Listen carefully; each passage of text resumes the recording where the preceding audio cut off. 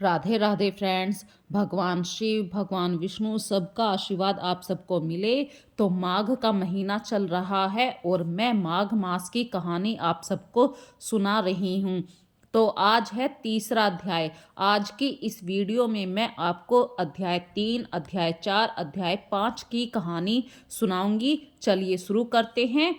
तीसरा अध्याय। जब राजा दिलीप कहने लगे कि महाराज यह पर्वत कितना ऊंचा है और कितना लंबा चौड़ा है, तब वशिष्ठ जी कहने लगे कि 36 योजन, 1 योजन 4 कोस का होता है ऊंचा, ऊपर चोटी में 10 योजन चौड़ा और नीचे 16 योजन चौड़ा है, जो हरी, चंदन, आम, मदार, देवदार और अर्जुन के वृक्षों से सुशोभित है। दुर्भिक्ष से दुखी होकर इस सुंदर पर्वत को और फल फूलों से परिपूर्ण देखकर भृगु ऋषि वहीं रहने लगे और यहाँ पर कंदराओं, वनों, उपवनों में बहुत दिनों तक तप करते रहे। इस प्रकार जब भृगु ऋषि वहां पर अपने आश्रम पर रह रहे थे तो एक विद्याधर अपनी पत्नी सहित उतरा। वह अत्यंत दुखी थे। उन्होंने भृगु ऋषि को प्रणाम किया और ऋषि ने बड़े मीठे स्वर में उनसे कहा कि हे विद्याधर, तुम बड़े दुखी दिखाई देते हो, इसका क्या कारण है? तब विद्याधर कहने लगा कि महाराज, पुण्य के फल को पाकर, स्वर्ग पाकर, देव तुल्य शरीर पाकर भी मेरा मुख व्याघ्र जैसा है। यही कारण है मेरे दुख और अशांति का। न जाने किस पाप का फल है मेरे चित्त की व्याकुलता का दूसरा कारण भी सुनिए। यह मेरी पत्नी अति रूपवती, मीठा वचन बोलने वाली, नाचने गाने की कला में अति प्रवीण, शुद्ध चित्त वाली, सातों सुरों वाली, वीणा को बजाने वाली, जिसने अपने कंठ से गाकर नारद जी को प्रसन्न किया, नाना स्वरों के नाद से वीणा बजाकर कुबेर को प्रसन्न किया, अनेक प्रकार के नाच ताल से शिवजी महाराज भी अति प्रसन्न और रोमांचित हुए। शील, उदारता, रूप, यौवन में स्वर्ग की कोई अप्सरा भी इस जैसी नहीं है। कहाँ ऐसी चंद्रमुखी स्त्री और कहाँ मैं व्याघ्र मुख वाला, यही चिंता सदैव मेरे हृदय को जलाती है। विद्याधर के ऐसे वचन सुनकर तीनों लोकों की भूत, भविष्यत, वर्तमान की बात जानने वाले तथा दिव्य दृष्टि वाले ऋषि कहने लगे कि हे विद्याधर, कर्म के विचित्र फलों को प्राप्त होकर ज्ञानी पुरुष भी मोह को प्राप्त हो जाते हैं। मक्खी के पैर जितना विष भी प्राण लेने वाला हो जाता है। छोटे छोटे पापों का फल भी अत्यंत दुखदायी हो जाता है। तुमने माघ मास की एकादशी का व्रत करके द्वादशी न आने तक शरीर में तेल लगाया, इसी पाप कर्म से व्याघ्र हुए। एकादशी के दिन उपवास करके द्वादशी को तेल लगाने से राजा पुरुरवा ने भी कुरूप शरीर पाया था। तब वह अपने कुरूप शरीर को देखकर दुखी होकर हिमालय पर्वत पर देव सरोवर किनारे पर गए।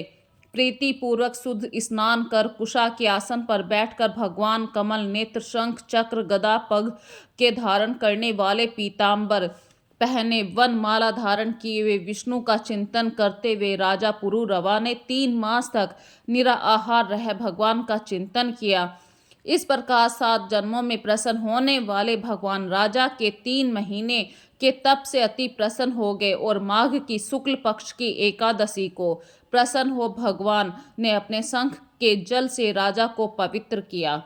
भगवान ने उसके तेल लगाने की बात याद दिलाकर सुंदर देवताओं का रूप दिया, जिसको देखकर उर्वशी भी उसको चाहने लगी। राजा कृत्य होकर अपनी पुरी को चला गया। भृगु ऋषि कहने लगे कि हे विद्याधर, इसीलिए तुम क्यों दुखी होते हो? यदि तुम अपना यह राक्षसी रूप छोड़ना चाहते हो तो मेरा कहना मानकर जल्दी ही पापों को नष्ट करने वाली हेमकूट नदी में माघ में स्नान करो, जहाँ पर ऋषि सिद्ध देवता निवास करते हैं। और अब मैं इस विधि को बतलाता हूँ। तुम्हारे भाग्य से माघ मास आज से 5वें दिन ही आने वाला है। पौष शुक्ला एकादशी से इस व्रत को आरंभ करो।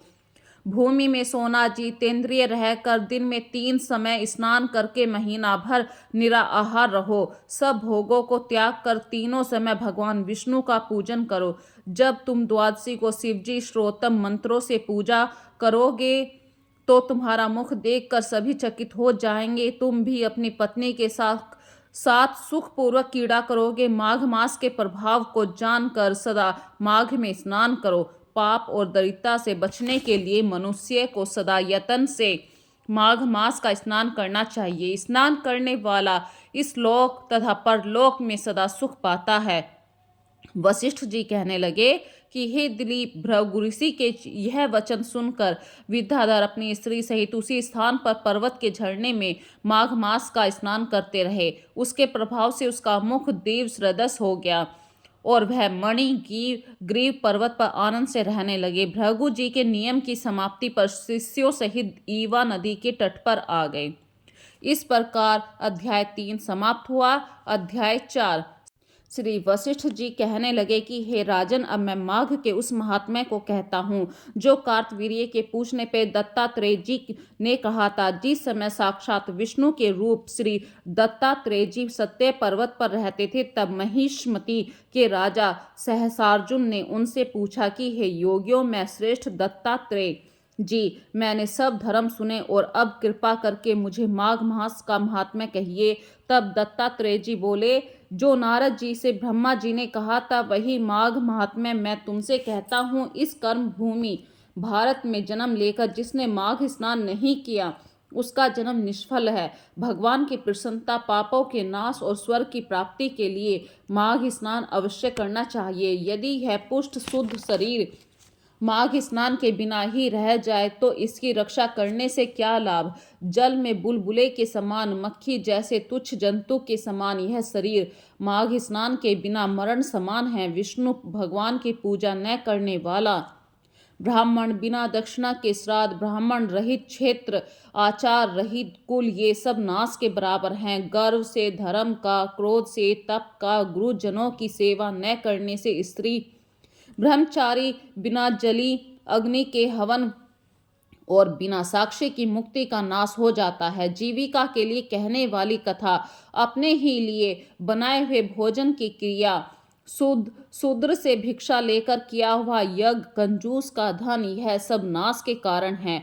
बिना अभ्यास, आलस्य वाली विद्या, असत्य वाणी, विरोध करने वाला राजा, जीविका के लिए तीर्थ यात्रा, जीविका के लिए व्रत, संदेह युक्त मंत्र का जप, व्यग्र चित्त होकर जप करना, वेद न जानने वाले को दान देना, संसार में नास्तिक मत ग्रहण करना, श्रद्धा बिना धार्मिक क्रिया, यह सब व्यर्थ है। जिस तरह दरिद्री का जीना व्यर्थ है, उसी तरह माघ स्नान के बिना मनुष्य का जीना व्यर्थ है।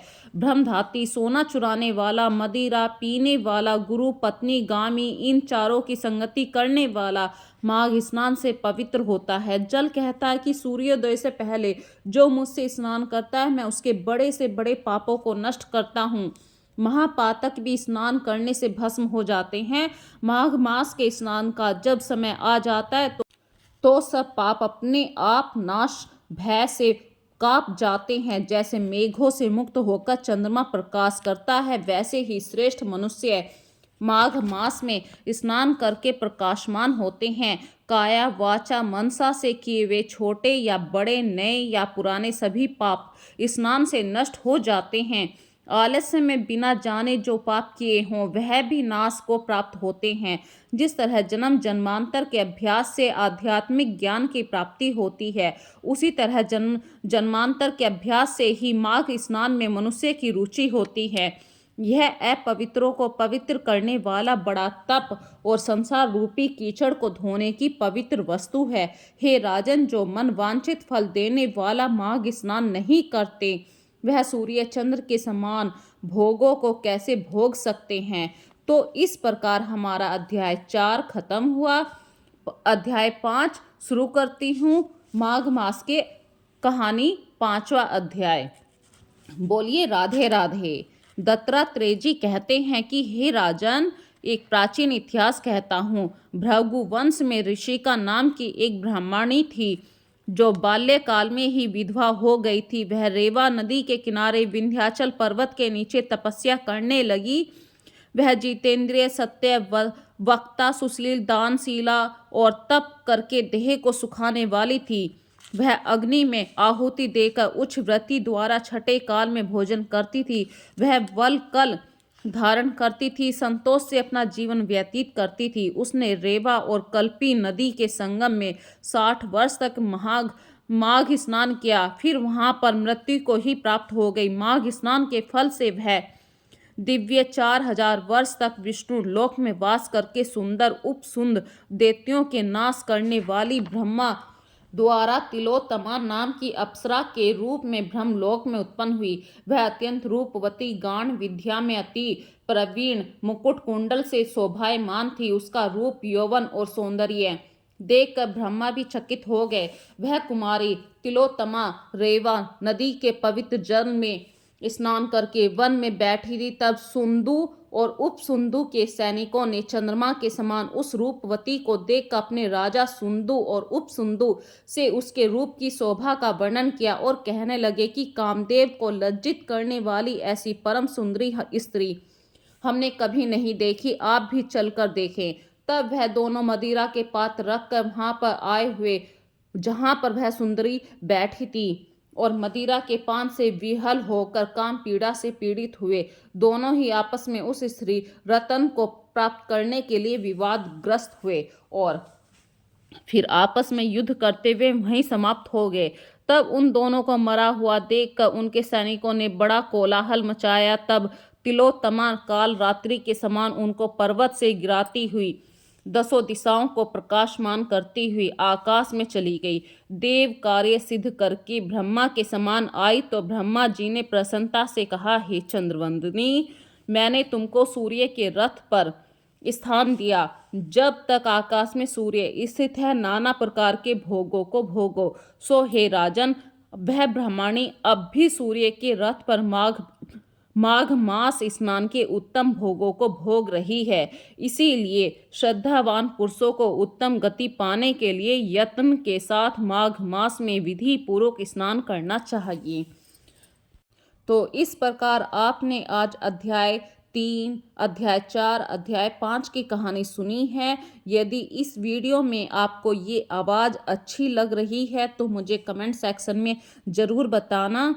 कुछ गलती से मैंने इधर उधर वर्ड कर दिया है तो वो भी मुझे बताना, ताकि मैं अपनी गलती का सुधार कर सकूं। और ज़्यादा से ज़्यादा इस वीडियो को लाइक कीजिए, शेयर कीजिए, ताकि हर कोई इस वीडियो को सुने। माघ मास में यदि वो नहा नहीं सकते हैं तो वो सुनने से भी उन्हें फल प्राप्त होता है। तो ज़्यादा से ज़्यादा इस वीडियो को शेयर कीजिए। सभी माघ मास के पुण्य को प्राप्त करें, यही मेरी सबसे प्रार्थना है। और मैं भगवान से यही प्रार्थना करती हूँ, जो भी इस कहानी को एक बार सुने उसे संपूर्ण माघ मास नहाने का फल प्राप्त हो। इसके साथ ही राधे राधे।